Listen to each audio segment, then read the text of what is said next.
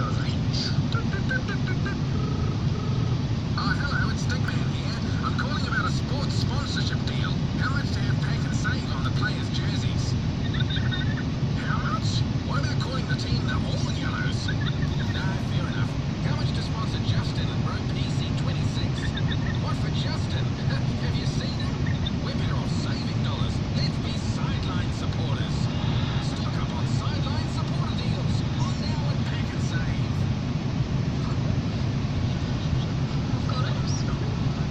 Nice. With ANZ Home Loan Coach and Home Great Rate, we'll help get you home. Search ANZ Home Loans. Rebels back in our boys in Japan with the Code Black sale with 40% off Nike and New Balance too. We've got 15% off all replica and supporters clothing, plus deals store-wide at the Rebel Sport Code Black sale is Sunday. Your dishwasher never gets a break, so grease may build up inside it. Next time add New Finish In-Wash Dishwasher Cleaner, the only one that helps clean your dishwasher while it cleans your dishes. Try New Finish In-Wash Dishwasher Cleaner. Like for like, we guarantee to save at least 10%, and that's a fact. Carpenter's September promotional offer, just $18 per square metre. Reasonable stock, but limited. Carpet Mills got you covered nationwide. Here's our favourite dollar coin.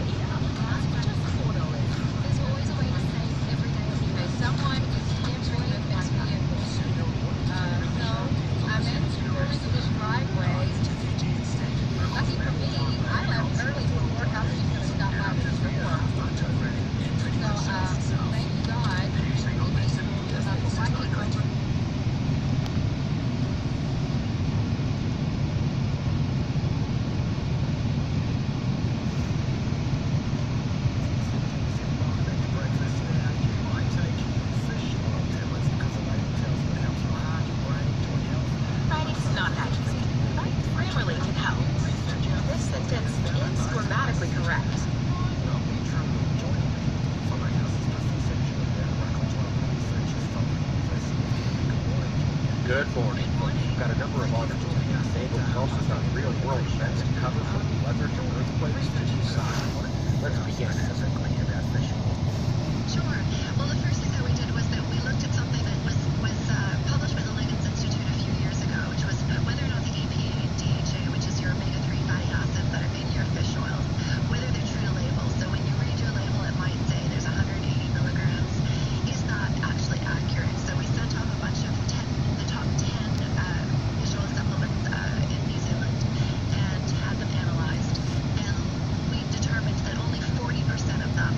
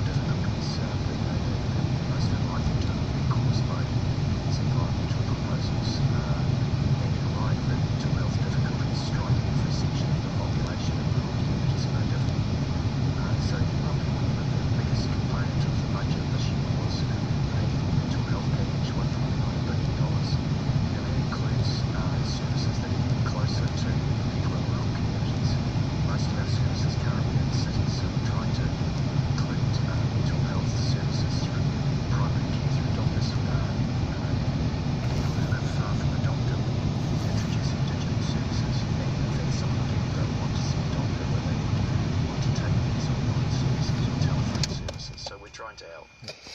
Moving on to the financial pressures that this will put on farmers. Obviously, you're the Minister for the Environment, but you're also the Minister for Trade and Export Growth. Surely that is going to make a difference to our export and the economy. That's right. The primary sector is incredibly important. They're our major source of exports. About $60 billion of exports come from our primary products.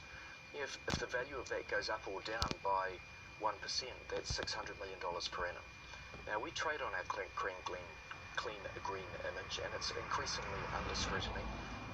Sometimes fairly, sometimes unfairly, but as Minister of Trade, these environmental issues come up because people want to know that their food's being produced in an environmentally sound way. There are some comments out there that say that these decisions are being made by policy wonks who have no idea what they're talking about when it comes to farming. What do you say to that? Well, it's just wrong. These proposals, and it is a discussion document, were prepared by 3 advisory groups. One was the Freshwater Leaders Group. About a third of the people on that were farmers. Some dairy farmers, some sheep and beef farmers. These people think this is the way to go, and they're some of the people who've shown that you can farm in an environmentally responsible way, which is nonetheless profitable.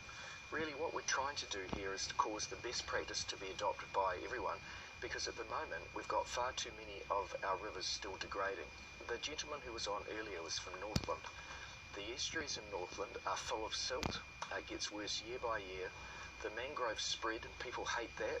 That's a consequence of these rising nutrient and sediment levels in their estuaries, which in some places have got relatively new sediments and sediment banks that are feet deep. There are issues here that we need to overcome. I have a view that everyone should be able to swim in their local river in summer and put their head under without the risk of getting crook. I know that the vast majority of farmers want to achieve that too, and what we want to do is sort of put the regulatory underpinning, the support services. We've put a couple $100 million of taxpayers' money on the table here to assist with these transitions, and we think that through working with farmers we can all do our bit and overcome these challenges. Thank you so much for your time this morning, David Parker, the Minister for the Environment. Tricky emotional issue, and don't worry, we have had a lot of feedback on this, and also the rugby.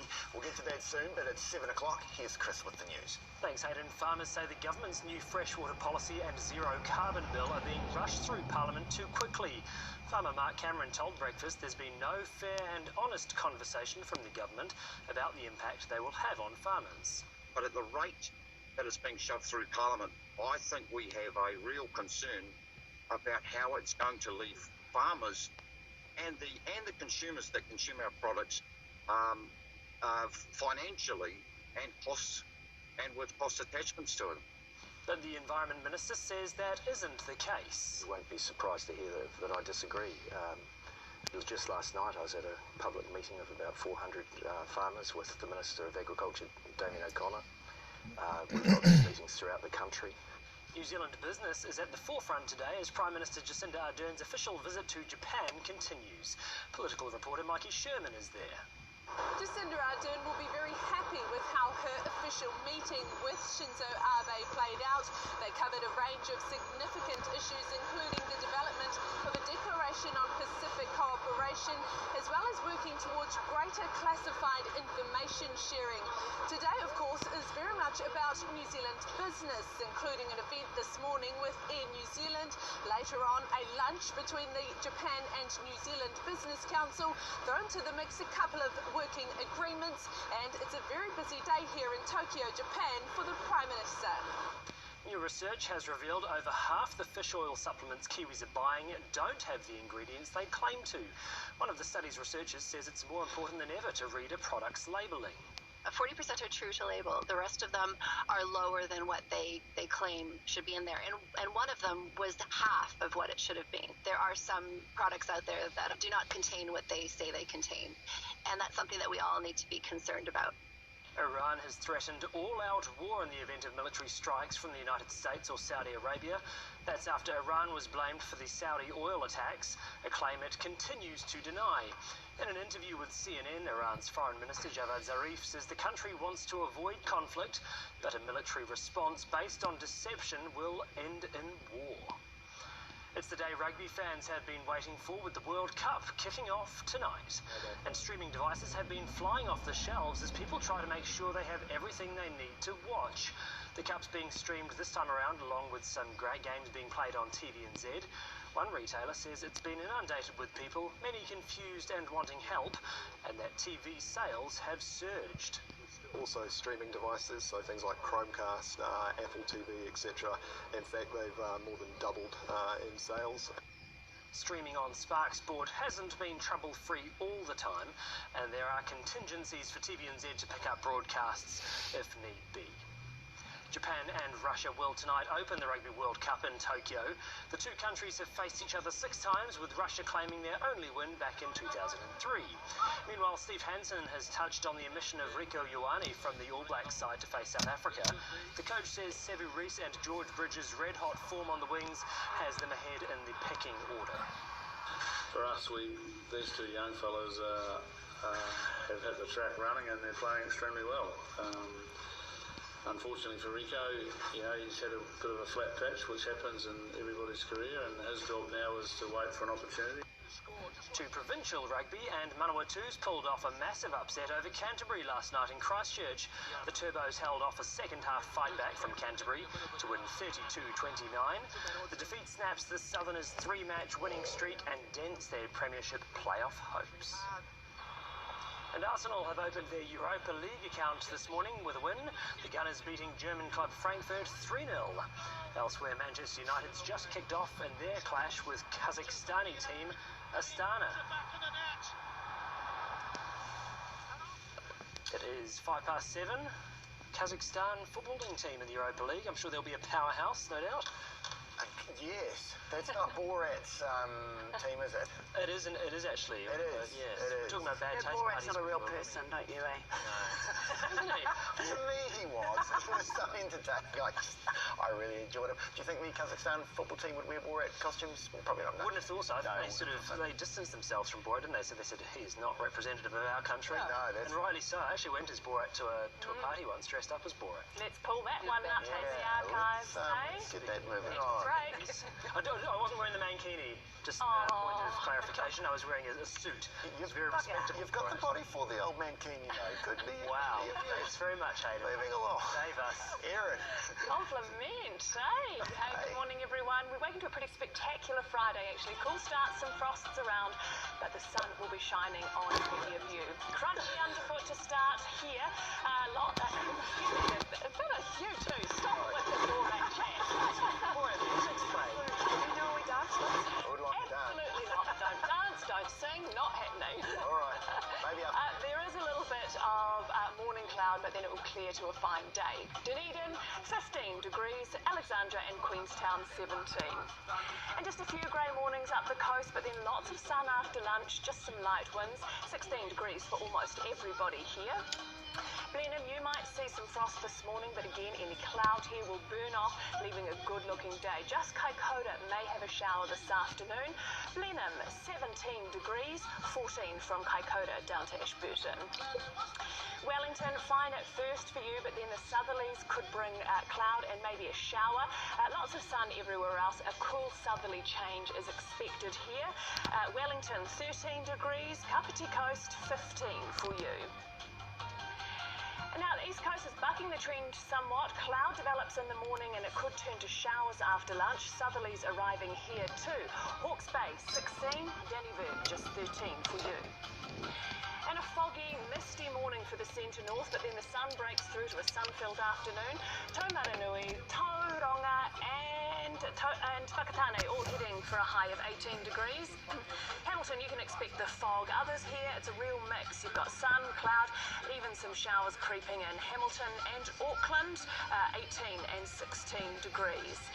Now taking a look at the weekend, and we're firmly under this large patch of settled weather, just a few showers creeping in around the edges, and then looking ahead to the